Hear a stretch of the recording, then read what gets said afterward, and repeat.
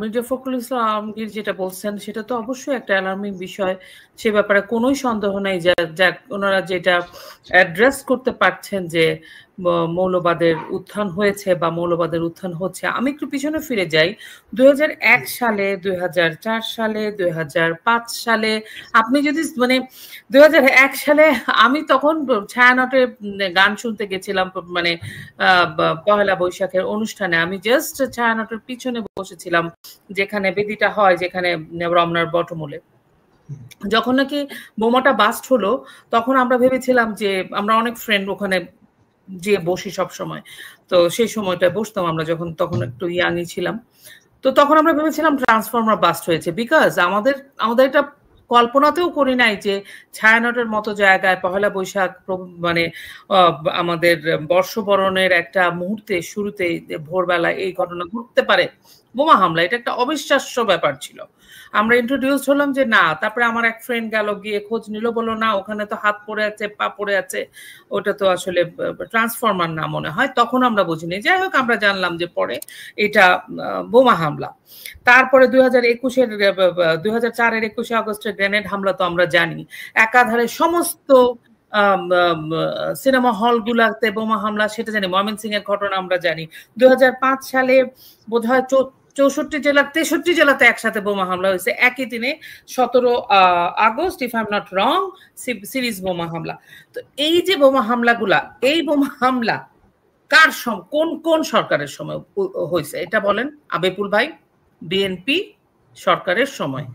এবং জিএমবি, মা বাংলা ভাই, সমস্ত উত্থান কখন হয়েছে? বিএনপির সাথে। ওনাদের সাথে শরিক কারা ছিলেন সেই সময়? 2001 থেকে মানে সেই ইয়াটাতে জামাত শিবির। এবং একটা ছবি, জামাতে ইসলাম একটা ছবি খুব প্রচারিত হয়েছিল সেই সময়, যে প্রিজন ভ্যানে করে যাচ্ছেন বোধহয় মতিয়া চৌধুরী না রাশিদ খান মেনন, মুক্তিযোদ্ধারা, আর পাশেই ফেরিতে বাংলাদেশের পতাকা বাহিত গাড়িতে যাচ্ছে সাইদি সাহেব, নাকি ওনাদের কি যায়, নিজামী সাহেব বলে ওনারা, নিজামী সাহেব। এই ছবিটা কিন্তু, এবং রাস্তার উপরে মতিয়া চৌধুরীকে পেটানো হয়েছে, এরকম ছবি আছে। কারা? যুদ্ধ অপরাধীদের দল, মুক্তিযোদ্ধাদের পেটানোর যে রাজনীতি, সেটা তো আসলে অনেক আগে থেকে শুরু হয়েছে। মুক্তিযোদ্ধা হত্যা, তারপরে কু সবচেয়ে বেশি হয়েছে জিয়াউর রহমানের সময়। তারপরে সেটার ধারাবাহিকতায় স্পেশালি 2001 সালের থেকে তো একদম এটাকে সমস্ত থ্রেশহোল্ডকে বাতিল মানে ঊর্ধ্বে উঠে গেছে আর কি। তারপরে আমরা গত 16 বছর কিন্তু আমরা যদি দেখি যে বোমা বা মৌলবাদী উত্থান যেটা ভিজিবল ছিল, মানুষ হতাহত হয়েছে, সেটা হোলি আর্টিজান, তাই না? আমরা যদি দেখি যে 2017 সালে হোলি আর্টিজান শেখ হাসিনার সময়। বাট এইটার যে একটা ধারাবাহিকতা, এইটার যে একটা বাংলাদেশে যে এটার একটা উৎপত্তি, 10টা কষ্ট মামলা, প্রত্যেকটা ঘটনা আপনি যদি দেখেন, সেটা তো ইন্ট্রোডিউস হয়েছেই বিএনপির সময়, এবং বিএনপি একটা পরাজিত শক্তিকে সংসদে নিয়ে গেছে। এখন এই যে আজকের যে অবস্থা, এটা কিন্তু কোনো ফট করে 2024-এর জুলাই আগস্টে একটা অভ্যুত্থান হলো, জঙ্গি চলে আসলো, ব্যাপারটা তো তা না।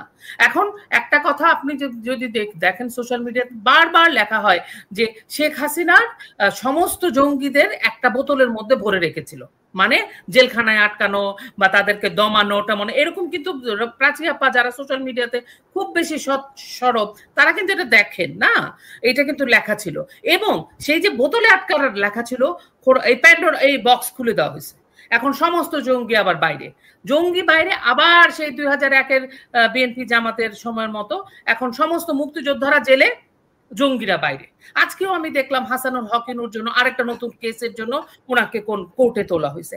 এই যে এক একটা ঘটনা ঘটছে, আপনি তো এই জিনিসগুলো কোনোটার সাথে কোনোটার মানে প্রত্যেকটার সাথে প্রত্যেকটা লিঙ্কড, প্রত্যেকটা বিষয়ের সাথে প্রত্যেকটার সম্পর্ক আছে। আজকে মির্জা ফখরুল ইসলাম আলমগীর যখন বলেন যে হ্যাঁ, এখন বললেই বলবো যদি বলেন যে পুরনো কথা টানো কেন, পুরনো কথা ভুলে আমাদের সামনে আগাতে হবে না।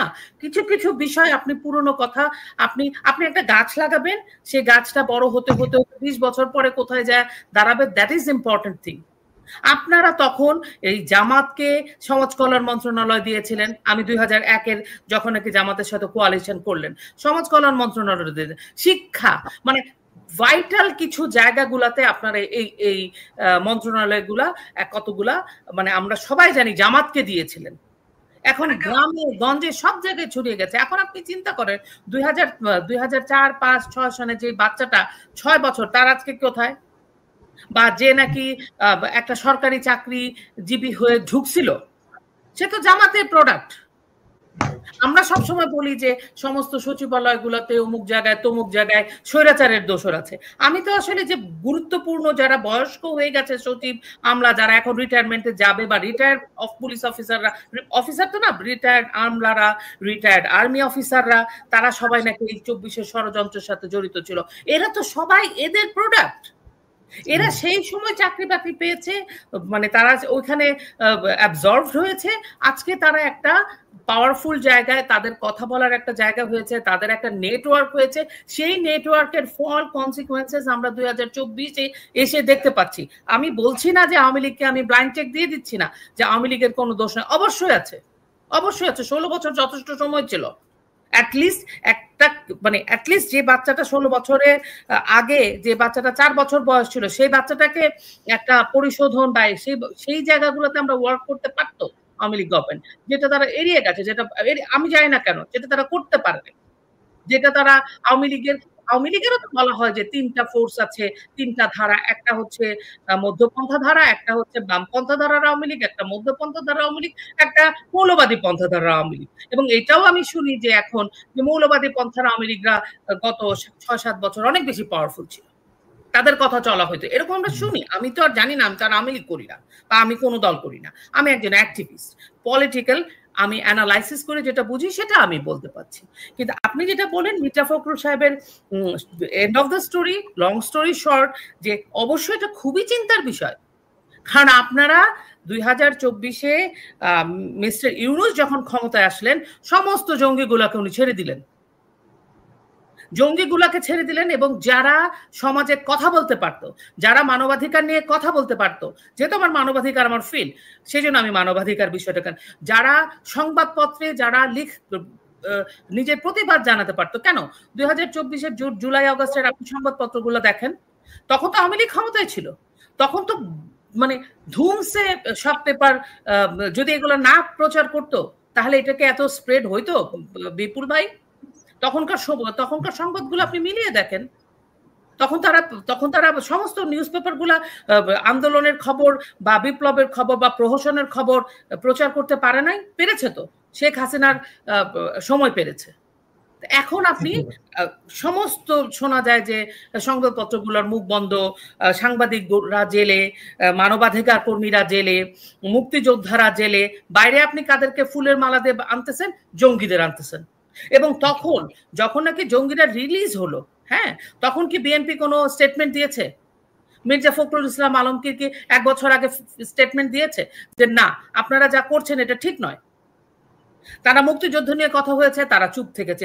বিএনপির এই যে একটা জায়গা না, এই জায়গা থেকে দাঁড়াতে হবে। এই যে একটা মধ্যপন্থা বা মানে একটা জায়গায় থেকে মানে নিজের আইডিওলজিকে যদি স্ট্রং না করে আগানো যায়, তাহলে আওয়ামী লীগের কিন্তু এই যে আওয়ামী লীগ হঠাৎ করে ফল ডাউন, এটার কিন্তু এটা একটা রিজন যে আওয়ামী লীগ নিজের জায়গা থেকে, নিজের আদর্শগত জায়গা থেকেই হয়তো তারা কোনোভাবে জায়গা মতো ছিলেন না লাস্ট 5-6 বছর। সেই জায়গাগুলো তো ফোকাস থাকতে হবে। তো মির্জা ফখরুল ইসলাম তো কোনো ব্যাপারেই কোনো কথা বলেন নাই, কোনো ব্যাপারে। জঙ্গিগুলোকে ছাড়ে দিচ্ছে, ওনারা তো যে ওনাদের সাথে ইউনূসের সাথে ছবি তুলে আসছেন, কথা বলতে। কেন আপনি ভয়েস রেজ করবেন না? আপনি তো জনগণের মানে সেকেন্ড মোস্ট পপুলার দল বিএনপি টিল টুডে। এই 16 বছর দমন নিপীড়ন বলেন আপনারা, তারপরেও তাহলে আপনারা কেন আপনারা জনগণের হিতের জন্য যে কাজ, সে কথাগুলো বললেন না? জঙ্গিবাদ নিয়ে তো ওনারাই তো উত্থান করাইছে, এটা কি বলবো। বিএনপি, আমি একটু ছোট্ট করে একটা ভূমিকা বলে নেই। বিএনপির রাজনীতিটা, বিএনপি যেভাবে দলটা গঠন করেছে বা দল গঠিত হয়েছে, জিয়াউর রহমান করেছেন, সেটা আপনি যদি দেখেন ফোর্সটা কি ছিল, এবং সেটা হচ্ছে মুক্তিযুদ্ধের, যদিও জিয়াউর রহমান নিজেই মুক্তিযুদ্ধ, তিনি সেক্টর কমান্ডার, মুক্তিযুদ্ধে তার ভূমিকা আছে, অনেক ব্যাপার আছে যেটা বঙ্গবন্ধু অস্বীকার করেনি, সেটা তো আমি অস্বীকার করব না, তাই না? ওনার মুক্তিযুদ্ধে ভূমিকা আছে। এবং কিন্তু অনেক সব মুক্তিযোদ্ধা যে মুক্তিযোদ্ধার রোলটা ধারণ করেছেন বা পরবর্তীতে কম্প্রোমাইজ হননি, ব্যাপারটা তো তা নয়। এবং জিয়াউর রহমান যখন দলটা গঠন করলেন তখন অ্যান্টি আওয়ামী লীগ এবং অ্যান্টি মুক্তিযুদ্ধের যে ফোর্সটা ছিল, যদিও এটা অন্য দলকে, জাসদকে বলা হয়, বাট তখন হয়েছে জাসদে অনেক, সেই ফোর্সটা নিয়ে ওনার দলটা গঠন হয়েছিল। এবং ধীরে ধীরে আপনি জানেন গোলাম আজমকে আনা, গোলাম আজমকে নাগরিকত্ব দেওয়া, বহুদলীয় গণতন্ত্রের নামে জামাতে ইসলামকে নিবন্ধন, সমস্ত কিছুই কিন্তু ওই সময়টায় হয়েছে না? তার মানে কি ওনাদের যে বিএনপির যে স্ট্যান্ডটা, বিএনপির যে জন্ম এবং তার যে পথ চলা, সেই পথ চলার জন্য, এবং ৭১-এর আগে তো ছিলই, পরবর্তী ৭১-এর মানে ১৬ ডিসেম্বরের দিনও কিন্তু একটা অ্যান্টি বাংলাদেশ ফোর্স আমাদের দেশে ছিল, এবং তারা সেই দিন থেকে কাজ শুরু করে দিয়েছে যে বাংলাদেশ যে হয়েছে সেই বাংলাদেশটা তারা চায় না, সে বাংলাদেশ আবার রিইউনাইটেড হতে হবে পাকিস্তানের সাথে, এবং তারা কাজ করছে, তখন থেকে কাজ করছে। এবং আমরা বলি না মুক্তিযুদ্ধ বিরোধিতাকারী, ব্যাপারটা তা নয়। এই যে একটা বিশাল ফোর্স আছে এই গ্রুপে এখন, যারা যেটা দৃশ্যপটে চলে আসছে সেটা হচ্ছে যে তারা আসলে বাংলাদেশই চায় না, তারা পাকিস্তান চায়। এবং পাকিস্তানের খবরের কাগজগুলো এগুলো বারবার প্রকাশ করছে, এবং আমরা এটা জানি কারা চায় কি সমাচার। এবং বিএনপির সাথে সবসময় অ্যালায়েন্স ছিল এই দলগুলোর।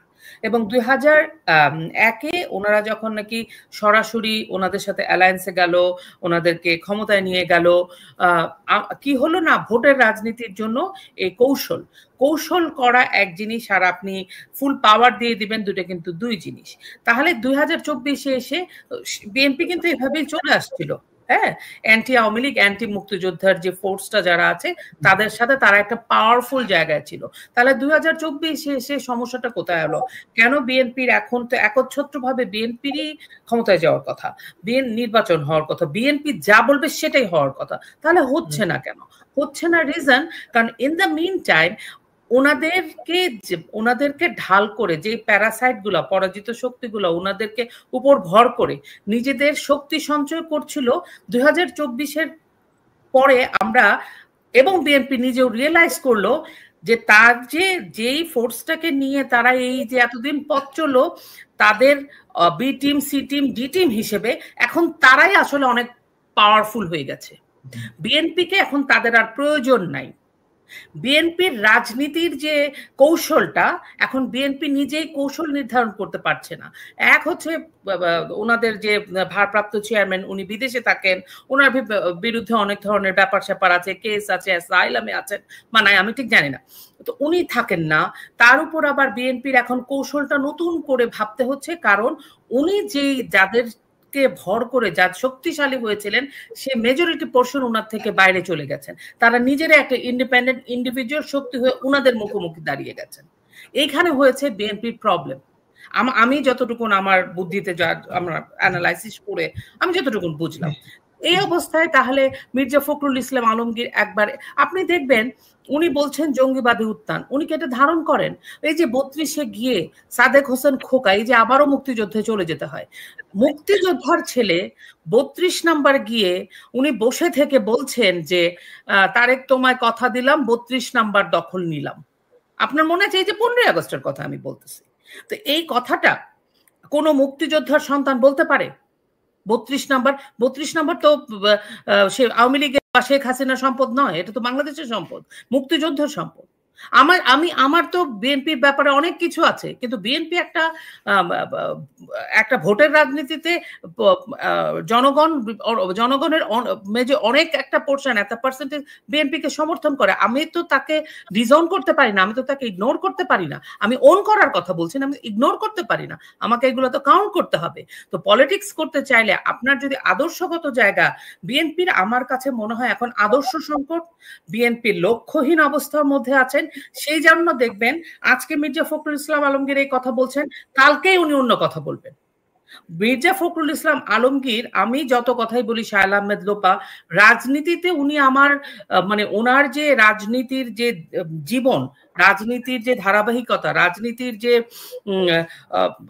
কৌশল বা বুদ্ধি তীক্ষ্ণতা, সেটা তো আমি ওনার সাথে কম্পেয়ার করলে তো হবে না। কিন্তু উনি আজকে যেসব কথা বলছেন, হ্যাঁ আজকে এটা কালকে ওইটা, ওনার একটা পক্ষ এক কথা বলছে, পরের দিন আরেক পক্ষ আরেক কথা বলছে। এক পক্ষ বলছে, স্বীকার করছে যে দেশে উপদেষ্টারা দুর্নীতিগ্রস্ত, আর পরদিনই ওনারা বলছে না আমরা এটা বলি না, এটা একক মতামত। তার মানে কি কোঅর্ডিনেশনের কোনো অভাব আর কি। কোঅর্ডিনেশনেতে এইরকম একটা রাজনৈতিক দল, তারা নিজেরাই তো কনফিডেন্ট না যে তারা নির্বাচনে আসলেও পুশ করে প্রেসার দিয়ে, যেই প্রেসার রাইট দিস মোমেন্ট 1 বছরে আওয়ামী লীগ ঘুরে দাঁড়িয়ে যে প্রেসার আওয়ামী লীগ দিচ্ছে, আওয়ামী লীগকে আমি যখন নাকি 24 অগাস্ট সেপ্টেম্বর আমি প্রত্যেকটা টক শো শুনতাম, কারণ তখন তো অন্য কিছু হতো না, তখন ওনারা বলছে 100 হাত মাটির নিচে চলে গেছে, আওয়ামী লীগ আসবে না। আমদালিব পার্থ, যে নাকি শেখ সেলিম বা শেখ সামবডির আত্মীয়, মানে শ্বশুর, আমি জানি না, তো ওই ভদ্রলোকও বলছে আওয়ামী লীগ আসবে না। তো ওই ভদ্রলোকের জবান তো বন্ধ। গত 16 বছর যত কথা বলছে, ভদ্রলোক তো কথা বলে না, ভদ্রলোককে বউকে নাকি বিদেশ যেতে দেয় না। হ্যাঁ, এখন কথা হচ্ছে যে এই যে আজকে 1 বছর যাবত বিএনপির যে এই যে অবস্থা, সেই তুলনায় আপনি যদি কম্পেয়ার করেন, ওনারা তো বলছে 100 বছরেও বলবে আওয়ামী লীগ আসবে না। গত 11 মাসে, 1 বছরে আওয়ামী লীগ ছাড়া তো মানে কি বলে উপদেষ্টা ইউনুস সরকারের, ইউনুসের মব বাহিনীর আর কোনো কিছু চিন্তাই করতে পারছে না। তার মানে কি যে ফোর্স, যে প্রেশার গ্রুপ আওয়ামী লীগ এখনো মানে ছিন্ন ভিন্ন হয়ে দিচ্ছে, একটা নির্বাচনের কথা মুখ ফুটে মানে দৃঢ় চিত্তে বিএনপি ইউনুসকে বলতে পারছে না যে না, আমরা মুক্তিযুদ্ধের প্রশ্নে, নির্বাচনের প্রশ্নে, জঙ্গিবাদী উত্থানের প্রশ্নে আমরা আপনার সাথে নেই। আপনার এই ঐক্যমত কমিশনে যদিও তারা আজকে একটা স্টেটমেন্ট দিয়েছে, কিন্তু আমার কোনো কনফিডেন্স নেই আর কি, বুঝতে পারছেন? কারণ গত 11 মাসে, 12 মাসে, 1 বছরে বা 13 মাসে উনাদের এই যে ফ্লিপার হওয়ার, আজকে এটা কালকে ওইটা বলা, এটা থেকে মির্জা ফখরুল ইসলাম আলমগীর আসলে আমার কাছে মনে হয় আওয়ামী লীগ বিএনপি হয়ে গেছে বিধ্বস্ত। ওনারা কি করবে? ওনাদের কোনো রাজনৈতিক কৌশল নাই, ওনাদের কোনো মিত্রও নাই, ওনাদের দেশীয় যেমন আমরা বলি ইউনুসের আমেরিকার সাথে খুব ভালো ভাব, শেখ হাসিনার রাশিয়া, ভারত, ইদানিং চায়না, সবার সাথে ভালো ভাব। বিএনপি সেরকম কোনো ভালো মিত্র রাষ্ট্রও নাই। হ্যাঁ, এক পাকিস্তান ছিল, তো পাকিস্তান তো এখন জামাতকে বেশি ইয়ে দিবে। বিএনপি তো ওই যে বললাম নিচে নেমে গেছে, তার সাথে ভর করে যে শক্তি উঠছিল সেই শক্তি উত্থান হয়ে গেছে। তো এই অবস্থায় বিএনপিকে আমার কাছে মনে হয় যে বিএনপি যদি সত্যি সত্যি নির্বাচন করতে চায় বা ক্ষমতায় যেতে চায়, বিএনপিকে একটা স্ট্যান্ড নিতে হবে এবং সেই স্ট্যান্ড হতে হবে মুক্তিযুদ্ধের পক্ষে, সেই স্ট্যান্ড হতে হবে জঙ্গিবাদের বিরুদ্ধে, সেই স্ট্যান্ড হতে হবে সংবিধানকে মাথায় রেখে। জাতীয়তাবাদ, ধর্মনিরপেক্ষতা, গণতন্ত্র, সমাজতন্ত্র, আমাদের সংবিধানকে সমুন্নত রেখেই যদি বিএনপি কথা বলতে পারে, এখনো পর্যন্ত still they have time, but তাদেরকে এই ধোঁয়াশা থাকলে হবে না।